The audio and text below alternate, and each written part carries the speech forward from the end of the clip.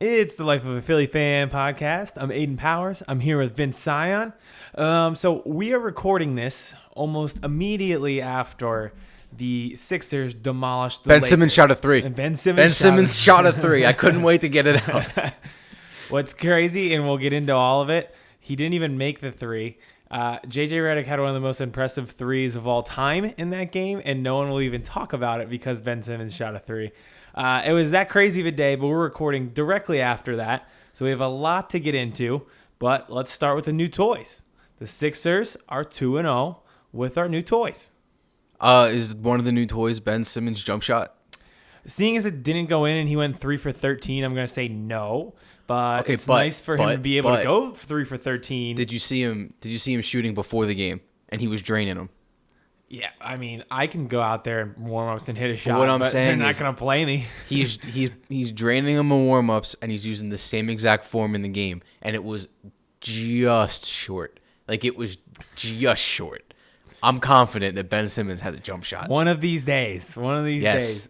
Don't hold your breath. It's been 2 years. I don't think it's going to happen here anytime soon. Well, Blake Griffin didn't come in the league with a jump shot. That's true. And now he's stepping out and hitting threes. He went to Detroit. Like he that was so funny. He was in LA all those years, and then he went to like a shitty city like Detroit where there's nothing to do, and he's like, I guess I gotta learn how to shoot now. There's nothing else I can do here. Like, what am I gonna do? Go out to the nightclubs in Detroit? Yeah. No. Not a great night scene out there in Detroit. I can't imagine. Who do you miss the most? Landry. Obviously Landry. He was our guy. This is just how I am. Well, that's actually not true because I was really torn when Jimmy Butler got acquired for Dario and Covington. Yeah. But Landry was our guy. I'm already in love with Tobias Harris. Right? I got over it real quick. Right? Like, my girlfriend's in love with Landry Shamet. We were about to meet Landry Shamet because he was doing a meet and greet at the Deptford Mall, and we live right by there. Mm-hmm. So we were gonna go meet and greet Landry Shamet and TJ McConnell. But I already met TJ, so we didn't need to meet TJ.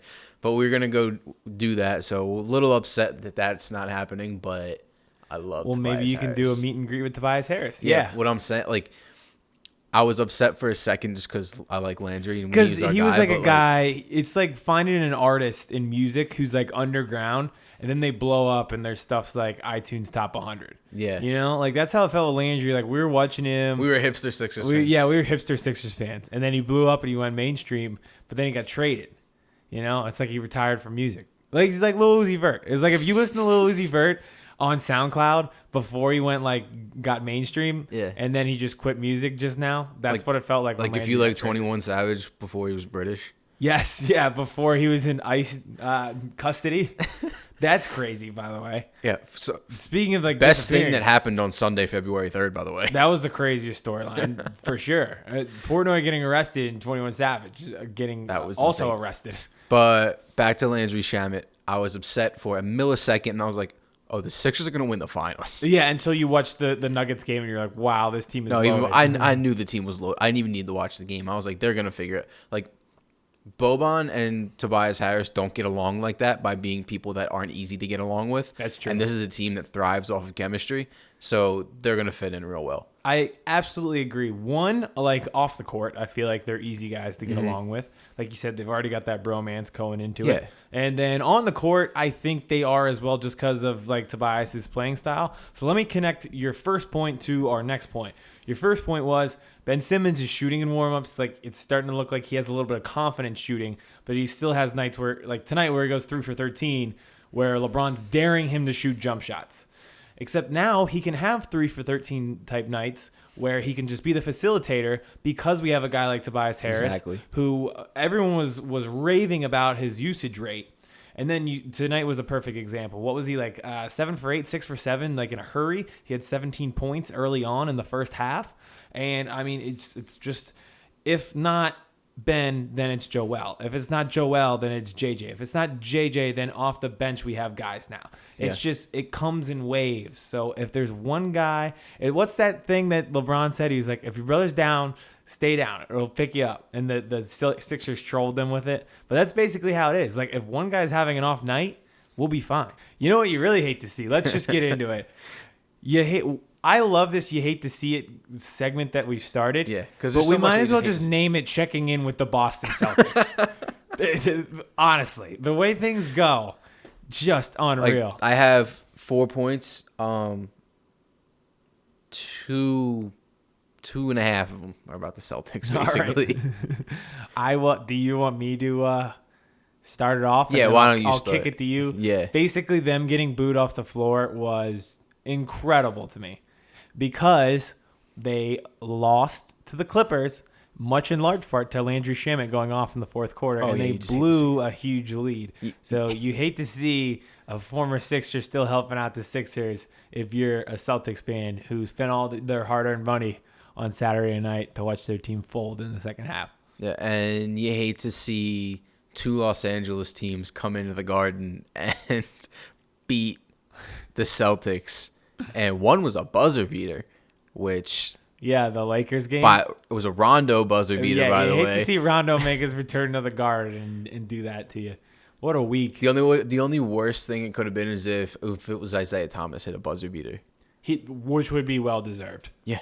Absolutely. Hopefully and then he turns to Danny Ainge and moons him. Yes. And in the offseason, he signs with the Lakers with Anthony Davis, and they all team up because Anthony Davis didn't want to go to the Celtics because of how they treated Isaiah Thomas, and then Isaiah Thomas hits a buzzer beater next year against the Celtics. Yeah, and you hate to see 15 individuals that were supposed to win 67 games just lose 2 in a row and just be such a nightmare. Yeah, I've never seen a 67 win team be so bad before. Be so dysfunctional? Yeah. You hate to see a team that's going to win 67 games not win 67 games. Yeah. You also hate to see a coward shoot a 3. I know we already talked about it. You love this. You love this 3. What would you have done if it actually went in? Oh, because I was at work when that happened. If the first thing that I opened on Twitter was Ben Simmons hitting a 3, I think I just would have pissed myself in the middle. I just would have pissed myself on Walnut Street. That's what would have happened. You wouldn't be the first person to do That's so. true. I'll tell you what. It was crazy though, like watching it, and the camera like didn't pick up the play at first, so he brought the ball the whole way down the court, and it wasn't focused on him. And then all of a sudden they pan to him, and he's shooting. I was like, he just took a 3. So it was funny, and it rimmed in and out. It was close, but we'll get there. But you hate to see a team full of cowards not have someone to call a coward. Yeah. Yep. You hate to see it. You hate to see it. Well, here's the spin zone. He has faith in his 3-pointer now, even though he didn't make it. Mm-hmm. He was just saving because he actually took one on Friday as well. I'm not counting that. That was at the buzzer.